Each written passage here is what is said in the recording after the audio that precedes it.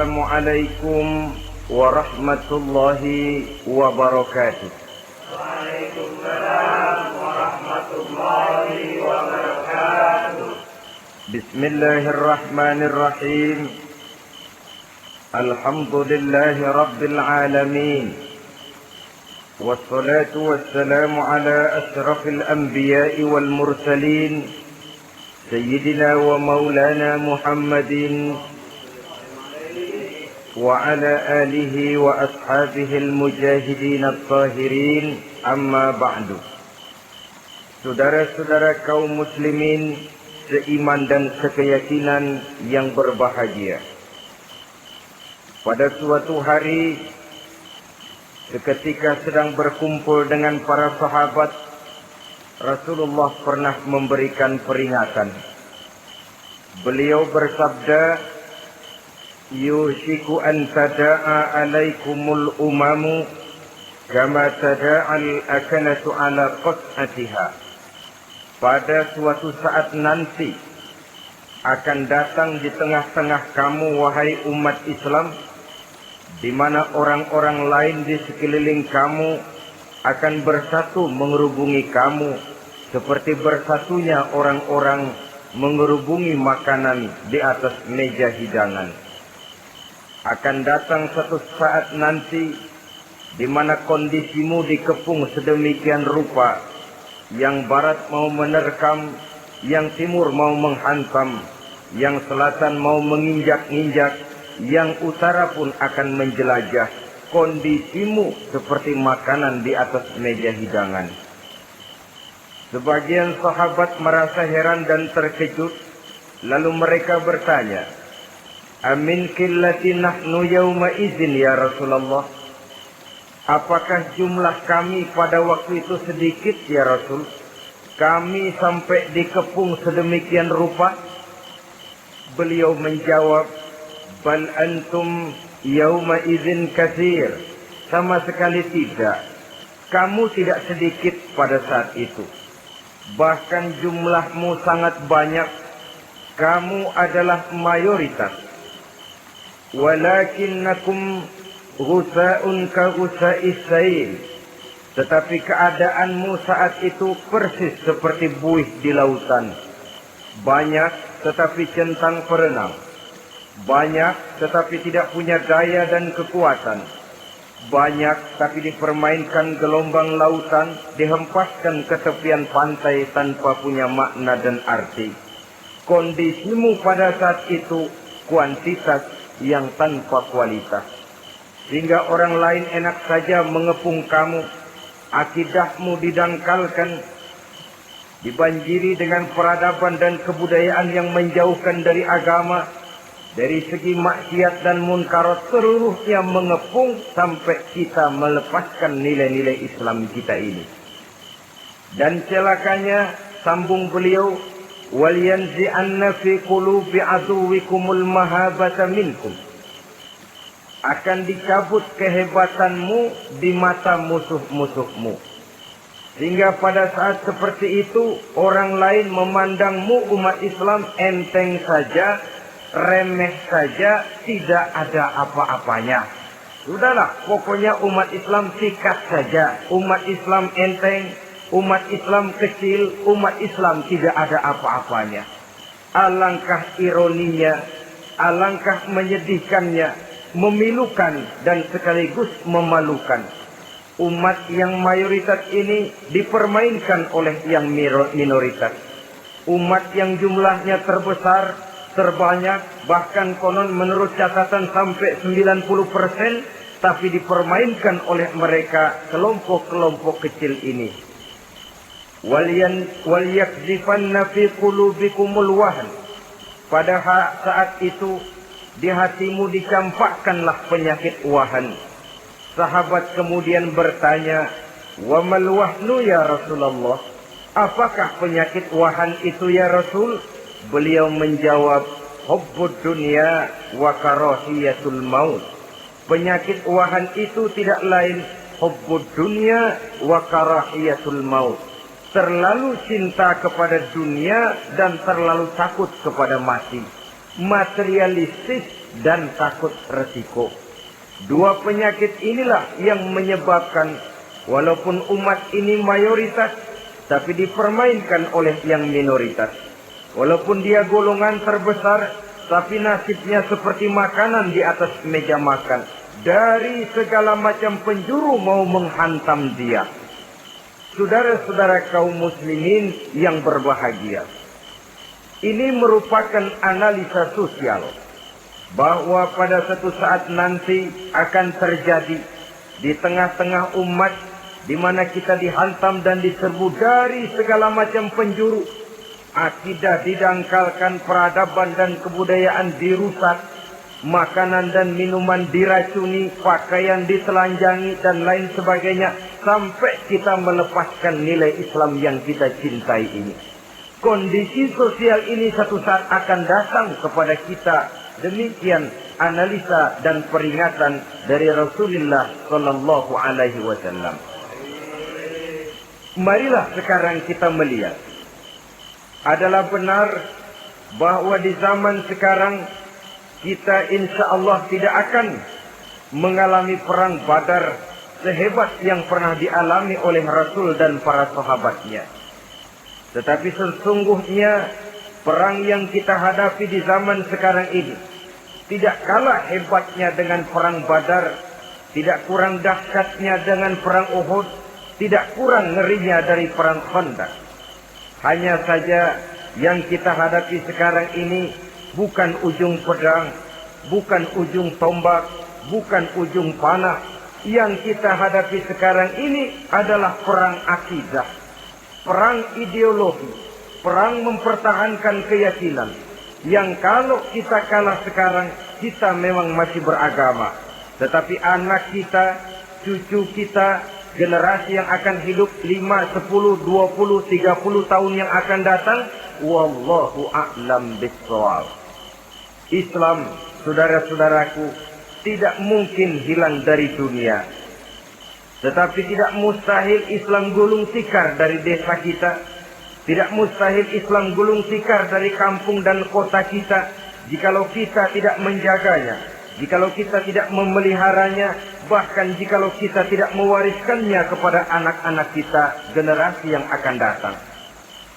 Marilah kita mengingat sejenak bagaimana Islam di Spanyol yang pernah jaya, pernah mewarnai daratan Eropa, dan yang sekarang hanya sekedar tinggal ceritanya saja. Ini pernah diperingatkan oleh Rasul dalam satu hadis, sayati ala ummati zamanun la yabqal Islam illa ismun wala minal Quran illa rasmun.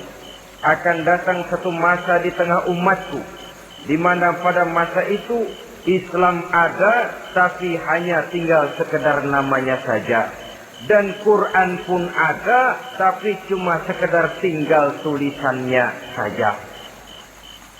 Apabila kita tidak mewariskan ini kepada generasi yang akan datang, maka serbuan-serbuan dari berbagai macam penjuru dari hari ke hari semakin kita rasakan kehebatannya. Tidak mustahil sejarah Spanyol akan terjadi di desa kita, akan terjadi di kampung kita, akan terjadi di kota kita. Orang Spanyol, kalau mereka cerita kepada anaknya, mereka akan cerita, nak, di sini dulu ada masjid. Kapan, Pak? Dulu benar dah. Banyak orang Islam kalau hari Jumat pada sembahyang, kapan itu, Pak? Dulu sekali. Sekarang cuma sekedar tinggal ceritanya saja. Bukankah sesuatu yang sangat tidak mustahil apabila kita tidak menjaga dan mewariskan Islam ini kepada generasi yang akan datang, maka serbuan-serbuan akan membawakan hasil yang diinginkan oleh para penyerbu itu tadi. Kita sudah menjadi umat yang mayoritas, tetapi umat yang mayoritas ini menurut Rasul dikepung sedemikian rupa, akidahnya didangkalkan, peradaban dan kebudayaannya ditekan sedemikian rupa, kehidupan sosialnya dibuat individualis, Kemudian dari segi pergaulan, pakaian, makanan, minuman dan sebagainya diracuni sampai dia tidak lagi berpegang teguh kepada agamanya. Dan dikala itu hilang kehebatan umat ini di mata musuh-musuhnya. Orang lain memandang kita ringan saja, enteng saja, satu umat yang sudah kehilangan wibawa. Padahal konon kabarnya kita mayoritas, tapi enak saja dikutak-kutik orang lain. Dan dikala itu di hati kita merajalela penyakit wahan.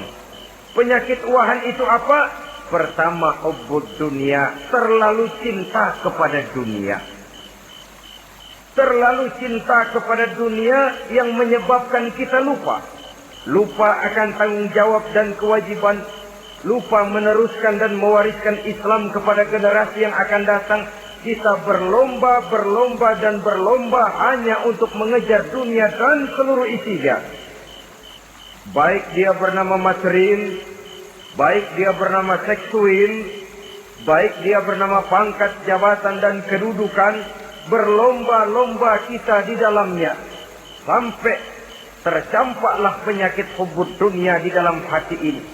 Berurat dan berakar dunia itu, sulit dan berat kita berpisah daripadanya. Akibatnya kemauan untuk berbuat demi dan atas nama agama sangat sulit terwujud di dalam kehidupan ini. Yang kedua, karahiyatul maut, terlalu takut kepada mati. Baik mati ajal, mati dalam artian yang sebenarnya, baik mati usahanya, baik mati karirnya, baik mati pangkat dan jabatannya. Sehingga dengan demikian akibatnya jatuhlah kita menjadi umat yang kehilangan wibawa di mata orang lain. Saudara-saudara kaum muslimin rahimakumullah. Saya katakan tadi, perang yang kita hadapi di zaman sekarang adalah perang akidah. Perang menghadapi peradaban dan kebudayaan yang menghancurkan moral daripada anak-anak kita. Perang menghadapi banjirnya maksiat dan munkarat. Yang di tengah-tengah itu, di samping berkewajiban menjaga diri dan keluarga, kita pun juga berkewajiban menjaga anak-anak kita, generasi yang akan datang. Mengarahkan dan mendidik mereka sesuai dengan yang dikehendaki oleh Allah Subhanahu wa ta'ala. Oleh sebab itu, pada pertemuan kali ini yang akan saya bicarakan ialah bagaimana idealnya seorang muslim lebih dahulu memberikan pendidikan kepada anak-anaknya.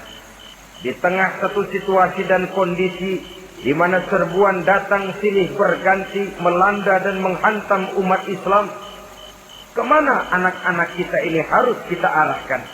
Karena kita orang tua mempunyai tanggung jawab. Anak adalah amanah. Menyia-nyiakan amanah adalah dosa. Dan dosa itu merupakan satu dosa yang besar. Bahkan orang tua bisa saja masuk neraka kalau tidak bertanggung jawab tentang anak-anaknya. Satu riwayat menjelaskan ada orang soleh, ngajinya cukup, sholatnya cukup, puasanya cukup, zakatnya cukup, di mana ada majelis taklim hadir, baca Quran hobi, fitnah orang tidak pernah. Di akhirat setelah disidang dia ternyata lebih banyak kebaikannya daripada kejahatannya, maka dia pun diperintahkan dan dipersilahkan masuk ke dalam surga. Giliran anaknya disidang, biang okem nih anak. Ditanya, siapa Tuhanmu? Tidak tahu. Siapa nabimu? Nyaho. Apa kitabmu? Ora gelem. Kamu pernah sholat? Tidak. Zakat? Tidak. Puasa? Tidak. Judi? Hobi. Zina? Tiap malam. Mabuk? Berat. Wah, brengsek kamu. Kebaikan tidak ada barang sedikit pun, sementara kesalahan dan dosa berlipat ganda. Kamu neraka. Anak ini protes. Benar, saya tidak kenal siapa Tuhan saya. Saya tidak tahu siapa nabi saya. Saya tidak tahu kitab suci dan kiblat saya. Saya tidak sholat, tidak zakat, tidak puasa. Tiap malam saya judi, saya zina, saya mabuk. Tapi saya kerjakan semua itu karena saya tidak tahu dan orang tua saya tidak pernah memberitahu saya. Dia enak-enakan hadir di majelis taklim, saya nyekek botol, didiemin saja. Dia enak-enakan baca Quran, saya zina, didiamkan saja. Saya bukan tidak mau, orang tua saya sama sekali tidak pernah mendidik saya. Dia mau benar sendiri. Maka kalau sekarang saya harus masuk ke dalam neraka, saya menuntut agar orang tua saya ikut sama-sama bergabung dengan saya ke dalam neraka. Gara-gara dia tuh saya jadi begini. Orang tuamu yang mana? Tuh, yang barusan mau ke surga. Ini orang tua yang sudah mau berangkat ke surga dipanggil. Sebentar dulu, Mas. Ini benar anak kamu? Iya, Pak. Waktu di dunia kamu tidak pernah ajarin dia ngaji? Sampai dia tidak kenal Tuhannya, tidak kenal nabinya, tidak kenal kiblat dan kitab sucinya? Iya, Pak. Dia tidak sholat, kamu diamkan saja. Dia tidak puasa, tidak zakat, kamu bersikap masa bodoh. Bahkan dia judi, dia zina, dia mabuk, kamu pun berdiam diri saja. Iya, Pak. Tahukah kamu bahwa anak ini adalah amanah? Menyia-nyiakan amanah artinya khianat. Dan khianat adalah dosa yang sangat besar. Kamu tidak bertanggung jawab. Maka kamu, anakmu, gabung ke dalam neraka. Saudara-saudara kaum muslimin rahimakumullah. Itu sebabnya Allah pesan benar-benar. Ya ayyuhalladzina amanu qu anfusakum wa ahlikum nara. Hai orang-orang yang beriman, jaga dirimu dan keluargamu. Istri, anak, orang-orang yang menjadi tanggung jawab dan kewajiban kita, jaga dan pelihara mereka dari api neraka. Saudara-saudara kaum muslimin, lalu kalau kita orang-orang tua yang hidup di zaman sekarang ini sudah sering beristighfar, mengurut dada, melihat situasi, membaca peta keadaan, konon tantangan yang akan dihadapi oleh anak-anak kita 15, 20, 25 tahun yang akan datang jauh lebih berat dari apa yang kita hadapi sekarang ini. Maka adalah wajar jika kita sebagai orang tua yang cinta kepada agama, cinta kepada anak-anak kita, berpikir untuk mewariskan nilai-nilai yang luhur ini kepada anak-anak kita generasi yang akan datang. Bagaimana pada mulanya kita harus mendidik mereka? Mari kita telusuri apa yang dicontohkan oleh Al-Quranul Karim. Orang-orang tua bijaksana yang diceritakan dalam Al-Quran, kalau sudah berpikir tentang anak-anaknya generasi yang akan datang, pendidikan pertama yang diberikan kepada anaknya ternyata adalah persoalan akidah. Nabi Ibrahim, pertanyaan yang paling merisaukan beliau buat anak cucunya ialah ma ta'buduna min ba'di. Saudara bisa lihat surah Al-Baqarah ayat 133. Anak-anakku, kalau pada satu saat nanti aku, ayahmu ini sudah tidak ada lagi, meninggalkan kamu semua, meninggalkan kehidupan dunia ini, ma ta'buduna min ba'di, apa yang akan kamu sembah nak kalau ayah sudah tidak ada lagi? Jikalau ayahmu sekarang masih rajin ke masjid, melakukan rukuk dan sujud, i'tikaf dan membaca Quran, kalau satu saat ayahmu meninggalkan dunia ini, masihkah engkau mau ke dalam masjid? Masihkah engkau rukuk dan sujud? Masihkah engkau i'tikaf? Ma ta'buduna min ba'di, apa yang akan kamu sembah kalau aku ayahmu tidak ada lagi nak? Ditanamkan bukan hanya keyakinan bertauhid, sekaligus juga menyembah kepada Allah yang kita yakinkan dengan tauhid itu tadi. Bukankah berbeda dengan kita kebanyakan orang tua sekarang? Kita tidak pernah berpikir ma ta'buduna min ba'di. Kalau bapak tidak ada, kamu nyembah apa nak? Kita orang tua sekarang pagi-pagi malah berpikir ma ta'kuluna min ba'di. Kalau bapak nggak ada, kamu nanti makan apa nak? Bukan nyembah apa yang kita pertanyakan, bukan nyembah apa yang kita khawatirkan, makan apa nak? Maka yang dicari lalu sekolah-sekolah yang bonafit, yang tidak peduli apakah itu merusak imannya, mematikan akidahnya, menghancurkan keyakinannya. Yang penting ada jaminan hari depan bisa dapat lapangan kerja.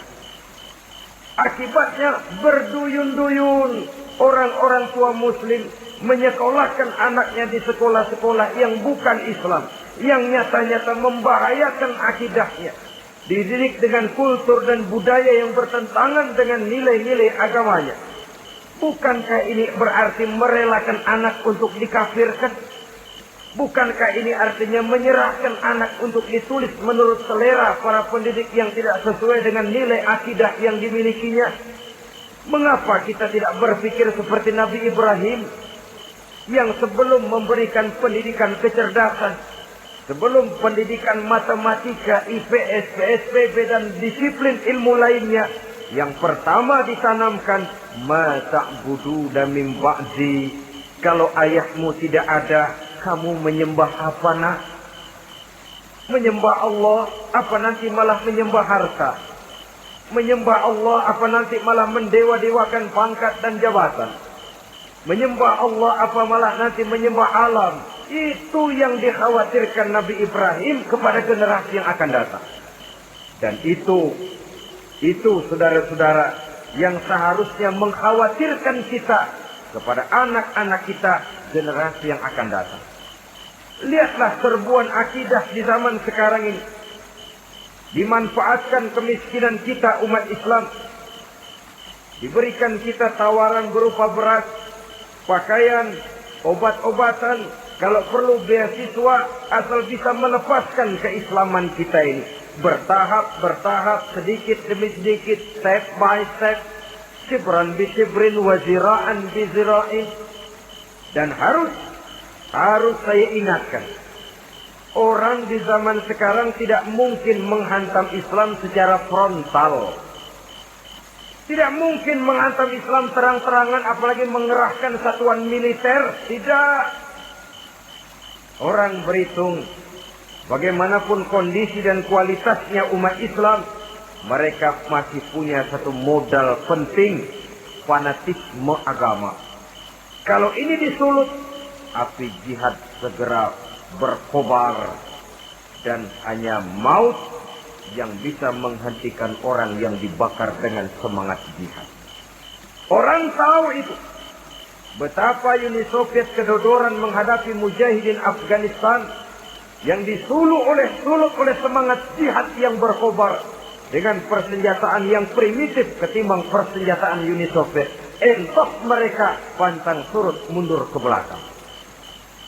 Jadi jangan mimpi bahwa orang mau menghantam Islam ini dengan melarang pengajian, meruntuhkan masjid, menyegel pondok pesantren. Tidak. Melarang orang sholat. Tidak. Kalau perlu masjid diperbanyak, musola diperbesar. Tapi bikin itu masjid seperti museum.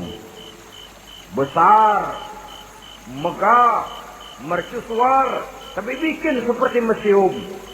Tempat orang kagum, tempat orang memuji, tapi sunyi dari nilai-nilai ibadah.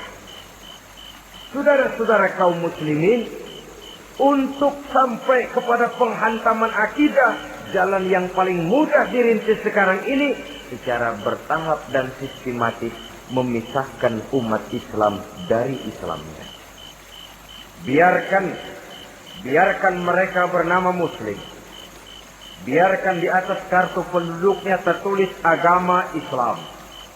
Tapi tanamkan budaya-budaya yang menyebabkan cara bergaul mereka, cara berumah tangga mereka, cara bertetangga mereka, sampai kepada cara mereka berpakaian, cara mereka bergaul, cara mereka makan dan minum, Cara mereka mendidik dan menyekolahkan anak sama sekali tidak lagi mencerminkan nilai-nilai yang islami. Itu sudah satu usaha yang paling praktis, memisahkan umat Islam dengan Islamnya. Kalau sadarlah kita ke arah ini usaha orang di zaman sekarang, maka yang harus pertama kita tanamkan kepada anak-anak kita, didik mereka dengan jiwa tauhid yang mengkrispal di dalam batinnya, meresap sampai ke tulang sumsumnya, yang tidak akan sampai pun nyawa berpisah dari badannya, akidah itu tidak akan berpisah dari hatinya.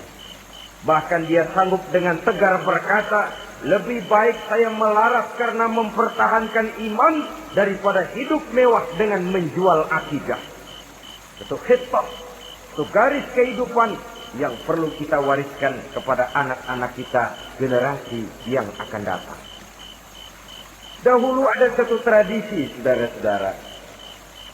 Kalau anak gadis kita dilamar orang lalu bertanya, anakmu mau ngelamar gadis saya, apa sudah khatam Quran berapa kali? Apa sudah bisa baca kitab macam-macam dan lain sebagainya?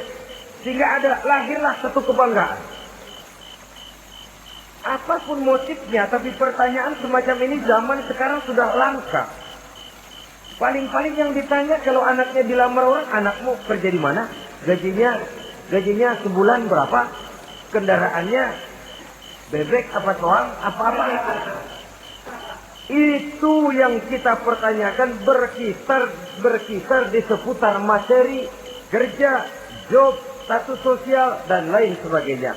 Perkara bisa baca Quran atau tidak, nomor 18. Perkara sembahyangnya rajin apa tidak, nomor 36. Saudara hadirin, akibatnya terjadi pergeseran nilai. Maka mendidik anak menurut tuntunan Quran adalah seperti yang diberikan contoh oleh Luqmanul Hakim, yang diceritakan dalam surah Luqman mulai ayat 11 dan selanjutnya. Apa pendidikan pertama yang harus kita berikan kepada anak? Pertama, ya bunayya la tusyrik billah. Wahai anakku, jangan sekali-kali engkau menyekutukan Allah. Nah, jaga tauhid, pelihara iman, mantapkan akidah. Ini dasar yang pertama. Belum lagi anak mengenal berbagai macam disiplin ilmu, yang pertama ditanamkan tauhid. Ini yang mendasari kehidupan. Ini yang akan menjadi mewarnai dan menjadi warna dari kepribadian seseorang. Sentuhan jiwa tauhid di dalam diri si anak. Belum lagi sempat dia kenal yang lain. Yang pertama yang kita tanamkan, kita wariskan, kita berikan, la tusyrik billah. Jangan sekali-kali menyekutukan Allah. Nah, kalau ini sudah tertanam, ini sudah merupakan satu fondasi yang kuat. Selebihnya nanti tinggal melihat bakat si anak, kemana dia harus dididik. Yang terpenting nilai iman lebih dahulu tanamkan. Dan untuk menghancurkan nilai keimanan, saudara-saudara, saya katakan, ingatkan kepada hadis di awal tadi, dikepung kita dari berbagai macam penjuru agar bisa melepaskan nilai-nilai iman dan keyakinan. Proses pendangkalan akidah, ditanamkan keraguan kepada agama, ditanamkan rasa malu beragama. Sholat malu, baca Quran malu, berangkat ke masjid malu, pakai jilbab malu. Ditanamkan rasa malu beragama. Jika bertahap sedikit demi sedikit kita mulai berpisah dengan kehidupan beragama. Ditanamkan hal yang sedemikian rupa dari berbagai macam penjuru. Dihantam akidah, akidah kuat. Dihantam dari segi peradaban dan kebudayaan. Diperbanyaklah peradaban dan kebudayaan yang bukan mendekatkan kita dengan agama, malah mendekatkan kita dengan neraka. Menjauhkan kita dari agama, menjauhkan kita dari nilai-nilai luhur yang diwariskan oleh orang-orang tua kita terdahulu. Adalah kewajiban kita yang pertama, mendidik anak, menanamkan roh, jiwa, dan semangat tauhid di dalam diri mereka. Saudara-saudara kaum muslimin rahimakumullah. Kenapa kita lebih dahulukan menanamkan jiwa, roh, dan semangat tauhid ini kepada anak-anak kita? Pertama, kita tidak hanya ingin sekedar mempunyai anak yang pintar, tetapi lebih daripada itu kita pun ingin mempunyai anak yang benar. Segala macam disiplin ilmu, segala macam bentuk penalaran ilmiah dan pengisian intelektualitas manusia mungkin di satu sisi akan membuat dia pintar, tapi di sisi lain belum tentu akan membuat dia benar. Nabi pernah memberikan peringatan, man izdada ilman wa lam yazdad huda lam yazdad minallahi illa bu'da. Orang yang hanya bertambah ilmu pengetahuannya tapi tidak bertambah hidayah dari Allah, tidak makin mantap keimanannya, maka seluruh nilai-nilai ilmunya hanya akan menjauhkan dia dari Allah Subhanahu wa taala. Dan adalah lebih merupakan azab daripada nikmat kalau kita diberikan ilmu pengetahuan yang hanya akan menyebabkan kita semakin jauh dari Allah Subhanahu wa taala. Yang kedua, sesungguhnya roh, jiwa, dan semangat tauhid yang melekat dalam diri anak pada puncaknya akan melahirkan satu disiplin murni yang tumbuh dari dalam dirinya sendiri, di mana si anak dalam kehidupannya merasakan dimanapun dia berada, kemanapun dia pergi, ia selalu merasakan kehadiran Allah dekat dalam hidupnya. Ia sadar sesadar-sadarnya bahwa tidak ada satu perbuatan yang bagaimanapun kecilnya yang bisa disembunyikan dari kekuasaan Allah Subhanahu wa taala. Yang ketiga, dengan penanaman roh, jiwa, dan semangat iman ini, maka diharapkan anak-anak nanti pada pertumbuhannya sanggup mengendalikan hawa nafsunya. Dengan kata lain, bahwa penanaman jiwa tauhid, penanaman roh dan semangat keimanan ini merupakan kondisi dasar yang harus dilakukan sebelum yang lain-lainnya. Kemudian pendidikan kedua yang diberikan oleh Al-Quran melalui contoh dan model dengan Luqmanul Hakim ini, setelah menanamkan tauhid, ditanamkanlah kepada si anak ini rasa hormat kepada orang tuanya. Wa wasainal insana biwalidayhi, dan kami wasiatkan kepada manusia untuk berbakti kepada ibu bapaknya. Amalathu ummuhu wahnan ala wahnin, karena ibunya telah mengandungnya dengan kepayahan di atas kepayahan. Maksudnya dengan kepayahan dan kelelahan yang berlipat ganda. Sehingga ketika Rasul ditanyakan orang, "Ya Rasul, siapa yang paling harus saya taati di dunia ini?" Beliau menjawab, "Ibumu." Kemudian, "Siapa lagi ya Rasul?" "Ibumu." Setelah itu, "Siapa lagi ya Rasul?" "Ibumu." Dan kemudian, "Siapa ya Rasul?" "Bapakmu." Ibu, ibu, ibu, bapak. Bahkan al-jannatu tahta aqdamil ummahat, surga berada di bawah telapak kaki ibu. Bagaimana menanamkan rasa hormat kepada orang tua di hati anak? Tentu yang pertama, bagaimana orang tua bisa memberikan keteladanan. Marilah kita sebagai orang-orang tua ini menyadari bahwa sebelum anak kenal sekolah dasar, sebelum anak kenal TK, ibtidaiyah, sanawiyah, sampai kepada perguruan tingginya, yang pertama dia kenal adalah lingkungan rumah tangganya, gurunya adalah ibu bapaknya. Di sini berlakulah apa yang dinamakan keteladanan. Keteladanan jauh lebih berhasil daripada sekedar teori-teori yang muluk. Keteladanan jauh lebih berhasil daripada berbagai macam indoktrinasi dan penataran. Kurangnya keteladanan akan menyebabkan anak mencari pola. Apabila kita orang tua ini tidak bisa memberikan keteladanan yang baik kepada anak-anak kita, maka pada suatu saat anak-anak akan menganggap enteng dan kehilangan wibawa kita sebagai orang tua di mata mereka. Dikala itu akan sangat sulit kita membentuk kepribadian mereka. Bukankah di zaman sekarang ini kita banyak mengalami krisis wibawa, krisis figur? Ada yang karena rapotnya merah melulu, gurunya dikeroyokin. Pak guru pulang sekolah dicegat. Bahkan nyaris ada orang tua pernah dibunuh oleh anaknya sendiri. Dan lain sebagainya, kasus-kasus yang sebenarnya tidak perlu terjadi. Karena memang bukan saja bertentangan dengan nilai budaya kita sebagai bangsa, tapi juga bertentangan dengan ajaran agama kita sendiri. Krisis wibawa, krisis figur, yang juga akibatnya harus kita sadari banyak faktor yang membentuk kepribadian anak.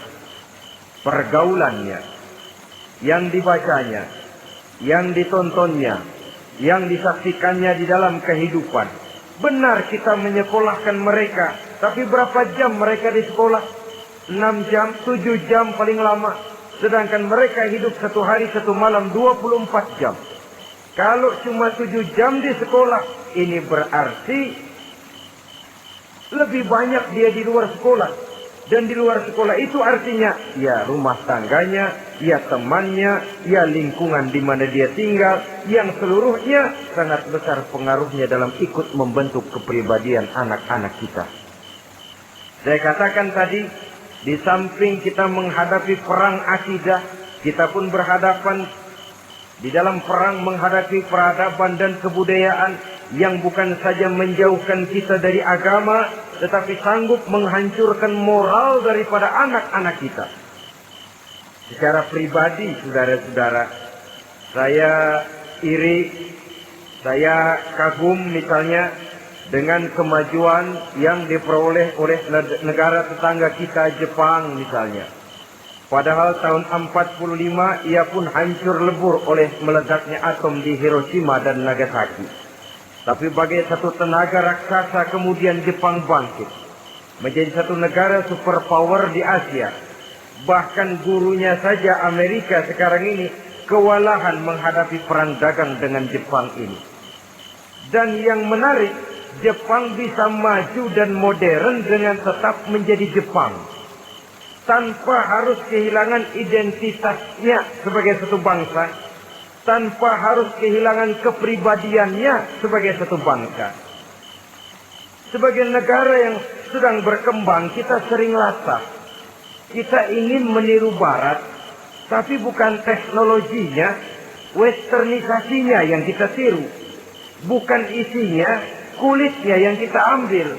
Akibatnya apa? Modernnya belum, orangnya sudah Barat. Bergaulnya sudah cara Barat, berumah tangganya sudah cara Barat, berpakaiannya sudah cara Barat, mendidik anaknya sudah cara Barat. Di mana ketemu orang tua cukup hello daddy.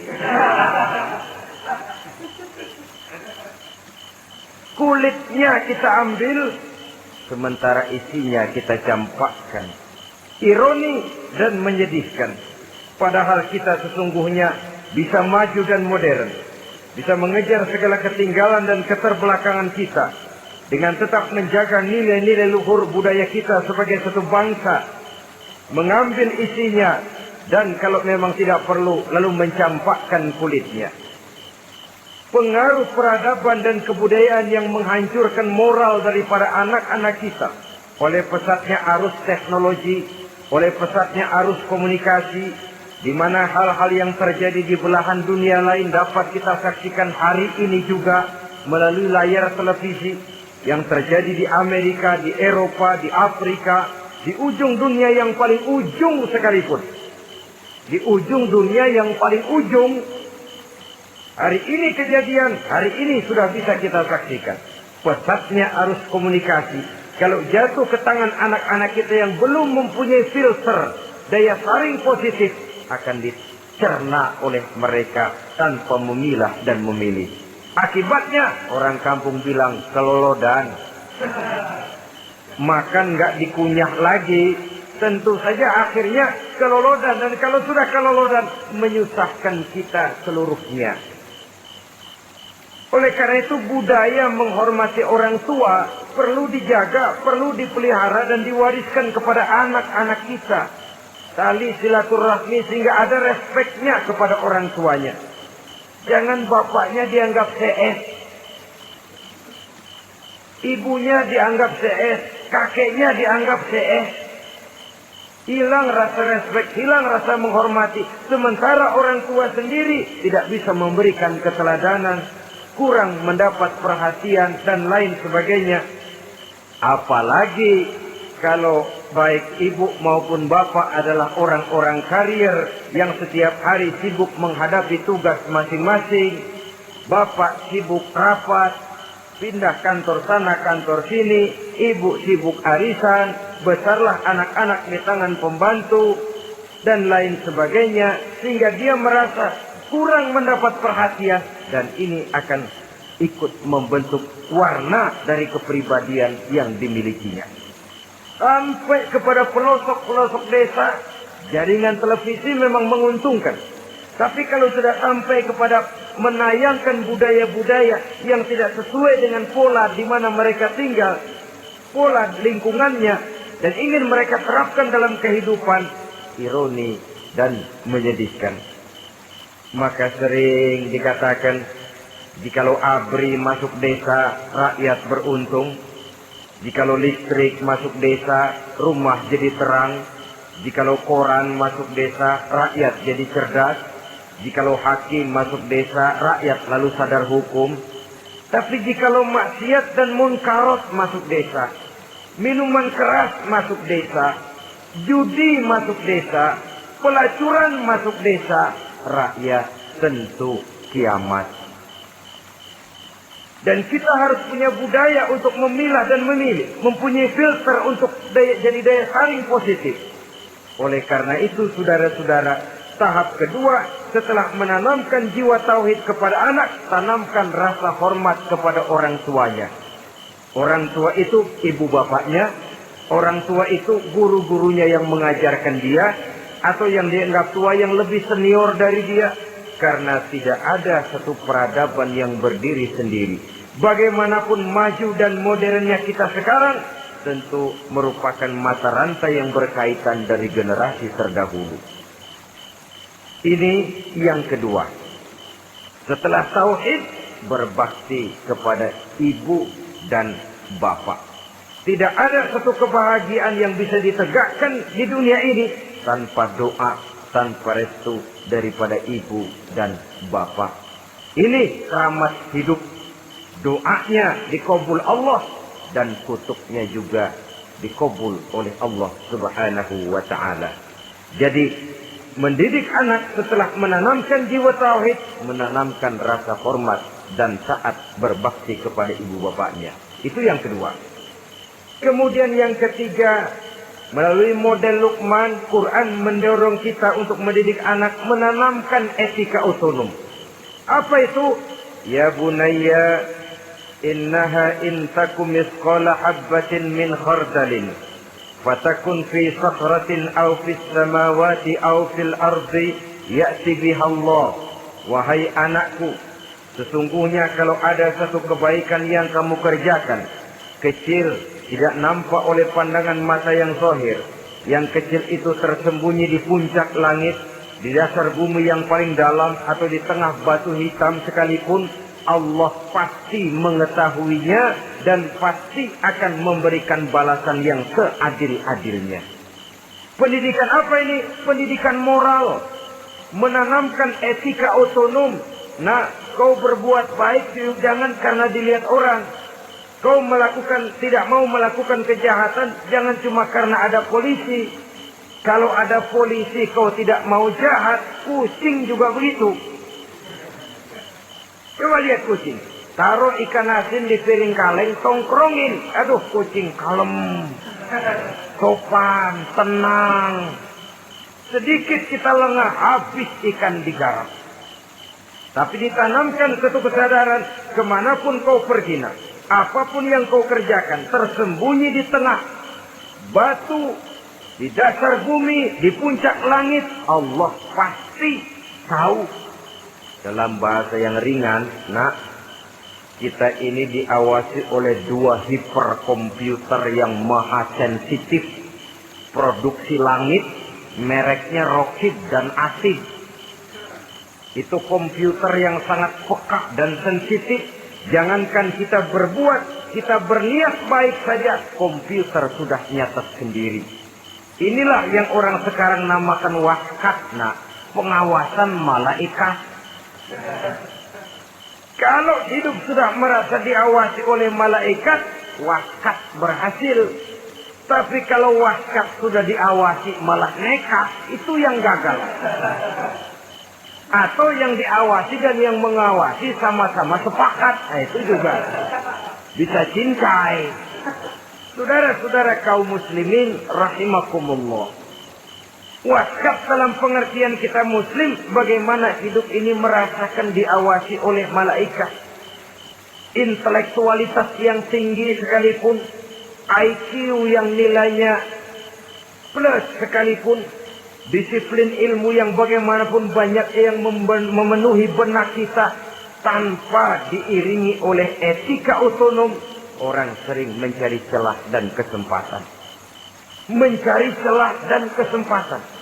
Tapi kalau sudah merasa kemanapun saya pergi, dimanapun saya berada, kebaikan bagaimanapun sekecilnya saya lakukan, toh Allah pasti akan memberikan balasan. In khairan wa khairun, wa in syarran fa syarrun. Jikalau baik, baik balasan yang kita terima. Jikalau jahat, jahat kejahatan yang kita terima. Kalau sudah ke arah ini kita berpikir, maka sesungguhnya kalau kita berbuat baik kepada orang lain, hakikatnya kita sudah berbuat baik kepada diri kita sendiri. Lalu tidak ada merasa rugi berbuat baik kepada orang. Karena manakala dia melakukan kebaikan kepada orang lain, artinya dia sudah berbuat baik untuk dirinya sendiri. Jadi setelah tauhid, kemudian berbakti kepada ibu bapak, yang ketiga baru pendidikan tentang akhlak, tentang moral. Pola ini yang sering terlupakan oleh kita. Bahwa bagi kita itu pendidikan tidak lain upaya mencerdaskan otak anak. Jangan sampai sebab ini kelihatannya pembangunan makin maju, persaingan hidup makin tajam, tensi ekonomi semakin tinggi. Sementara jumlah tenaga kerja dengan lapangan kerja yang tersedia jauh dari mencukupi. Jikalau tidak membekali anak dengan pendidikan yang menunjang lapangan pekerjaan, orang tua khawatir, takut sekali anaknya jadi gelandangan. Dikhawatirkannya kehidupan dunia ini, sementara dia lupa kalau anaknya bisa jadi gelandangan di akhirat. Padahal selama-lamanya gelandangan di dunia, paling seumur manusia itu 60 tahun, 70 tahun lah umur orang sekarang. 70 itu sudah luar biasa itu. Tapi kalau harus menggelandang di akhirat, menjadi gelandangan di akhirat, alangkah menyedihkannya.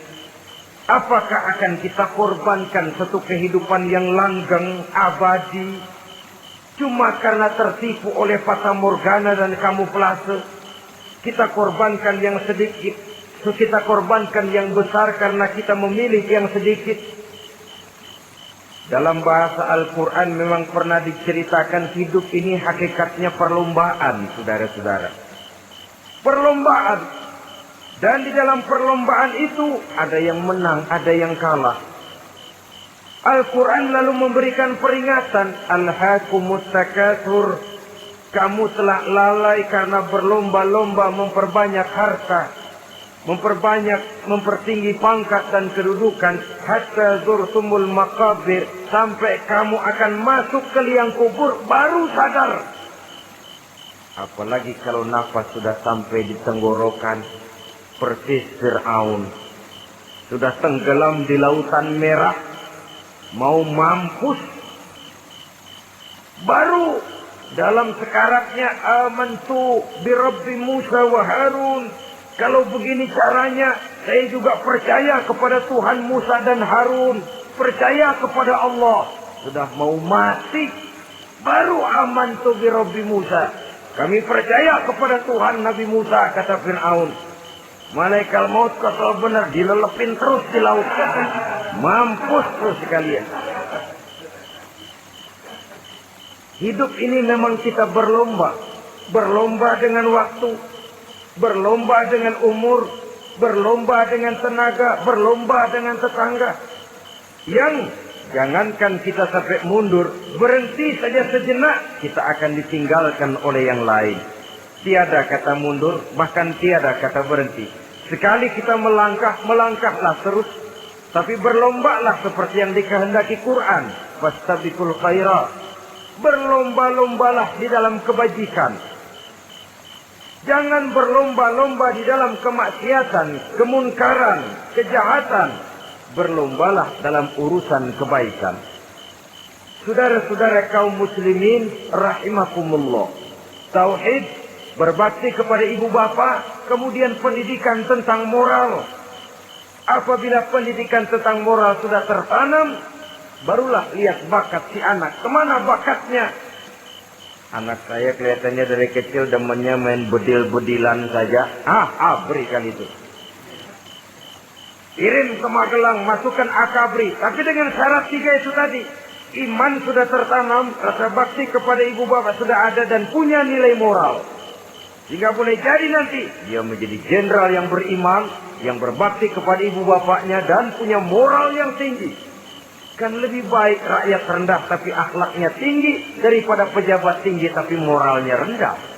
Jauh lebih baik rakyat rendah punya moral tinggi ketimbang pejabat tinggi punya moral rendah. Nilai moral ini yang jadi ukuran dan barometer di masyarakat. Yang ini yang sering kita lupakan. Bahwa kehancuran satu bangsa dimanapun di dunia ini selalu dimulai dengan kehancuran moral daripada bangsa itu sendiri. Sekarang membina nilai moral ini berat. Gadis kita, remaja, putri diberikan pakaian jilbab, mungkin dia sendiri masih setengah-setengah. Ditambah lagi oleh ledekan temennya. Jilbab lah kuno. Bau surga lah, bau masjid lah, bau menyan lah. Ditanamkan rasa malu untuk hidup dekat dengan agama. Kalau moral semacam ini sudah tertanam, sedikit demi sedikit kita mulai mengucapkan selamat tinggal kepada agama. Dan kemalangan apa yang lebih malang kalau kita sudah jauh dari agama ini? Bukankah Islam telah menyelamatkan manusia dari penyakit jahiliyah dan membawanya kepada satu kehidupan yang maju dan modern? Kalau kita tinggalkan Islam ini, bukankah artinya kita akan kembali kepada satu zaman jahiliyah? Hanya saja jahiliyah itu berada di abad modern. Versinya tentu lebih modern. Kalau zaman jahiliyah dulu mabuknya pakai arak, zaman sekarang sudah macam-macam orang bisa mabuk.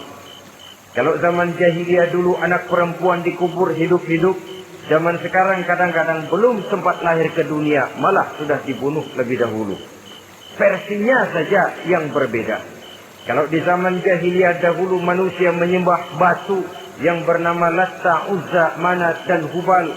Di zaman jahiliyah modern sekarang ini, orang sering menyembah kepala bagiannya, sering menyembah atasannya, sering menyembah komputer, sering menyembah teknologi modern yang lebih diyakininya daripada Allah sebagai keyakinan sentral di dalam hidupnya. Saudara-saudara kaum muslimin rahimakumullah. Jadi yang ketiga, nilai moral yang ditanamkan kepada anak-anak kita supaya dia bisa menghadapi tantangan-tantangan hidup yang semakin berat ini dengan tetap berpegang teguh kepada nilai-nilai moral yang diwarnai oleh jiwa keimanannya yang bersumber dari ajaran agamanya. 3. Kemudian yang keempat, barulah tatanan kehidupan sehari-hari. Apa kata Luqman? Ya bunayya aqimis shalah. Setelah bertauhid, berbakti kepada ibu bapa, punya nilai moral. Ya bunayya aqimis shalah, nak dirikan salat. Rumah tangga muslim. Anak berumur 7 tahun sudah berani meninggalkan salat. Kata Nabi, pukul. Bukan untuk menyakiti, untuk mendidik. Karena sayang kepada anak. Saudara-saudara, kita khawatir betul kepada anak. Kalau dia pulang dari sekolah, buru-buru kita sebagai orang tua bertanya, sudah makan nak? Sudah istirahat nak? Tapi jarang kita sebagai orang tua melontarkan, sudah sholat nak? Bahkan kita bisa memberikan sugesti kepada anak. Nah, kalau kau naik kelas 1 sampai naik ke kelas 2, bapak beliin sepeda. Tamat SD nak, motor. Tamat SMP nak, ke Bali juga. Tamat SMA nak, Singapura. Saudara-saudara, tapi kalau untuk urusan sholat misalnya, kita tidak pernah memberikan sugesti kepada anak-anak kita. Nah, kalau kau hafal Fatihah lengkap dengan artinya, bapak beliin sepatu. Nah, kalau kau bisa sholat dengan baik, cukup syarat rukunnya, bapak beliin sepeda. Ada rangsangan, ada sugesti yang membuat anak lebih tergerak untuk hidup dalam suasana keagamaan.